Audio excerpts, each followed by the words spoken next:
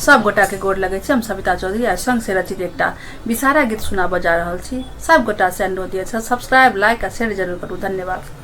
गे माई पंचमी पावन मैं ना पाते आसन ताहे बसेली बिसहरी माई। गे माई चरण पकड़ ले कनिया सुहबा चलो मैया को बर आई। गे माई पंचमी पावन मैं ना पाते आसन ताई बसेली बिसहरी माई। गे माई सखी संग मिल जाए जूही तोरब गोथब चंपा के हार।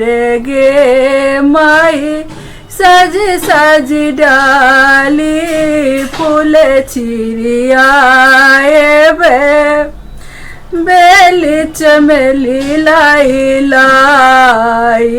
गे माई सज सज डाली फूल चिड़ियाए बेल चमेली लाई लाई। गे माई कंचन कटोरा दूध लाबा भरी लायब रच रच भोग लगब।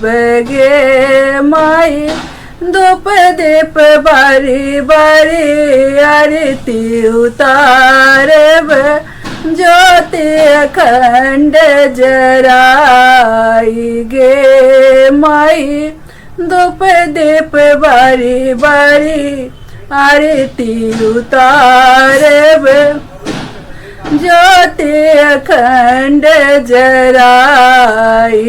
गे माई दिया से समैया बिसहर जननी जुग जुग भरे ही बात।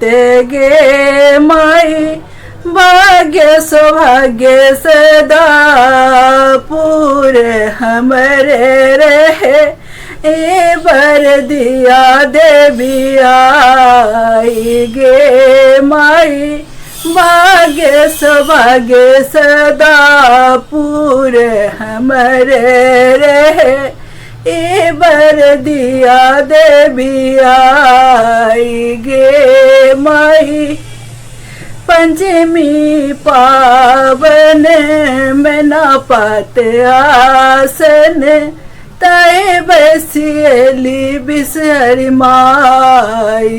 गे माई